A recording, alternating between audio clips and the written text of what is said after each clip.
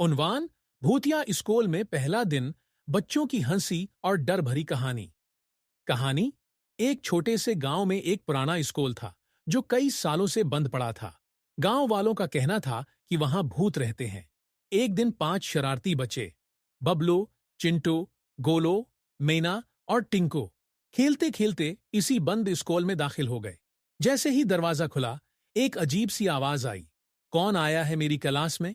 बच्चे एक दूसरे की तरफ देखने लगे, मगर गोलो बोला, अरे यार, ये तो कोई शरारत है। फिर वहां एक के बाद एक अजीब व गरीब बातें होने लगीं। किताबें खुद ब खुद उड़ने लगीं, ब्लैक बोर्ड पर खुद से लिखाई होने लगी, और फिर अचानक एक भूत टीचर नजर आया, जिसने कहा, अब मैं तुम्हें पढ़ाऊंगा। बच्चे डर के मारे चीखने लगे और बाहर की तरफ भागने लगे। मगर भूत बोला, रक्को रक्को, मैं बड़ा भूत नहीं हूं, मुझे बस पढ़ाने का शौक है। बच्चे पहले डरे, फिर उनकी शरारतें शुरू हो गईं। वो भूत के साथ हंसी मजाक करते हैं, सवाल पूछते हैं, और आखिर में वो सब भूत को अपना दोस्त बना लेते हैं।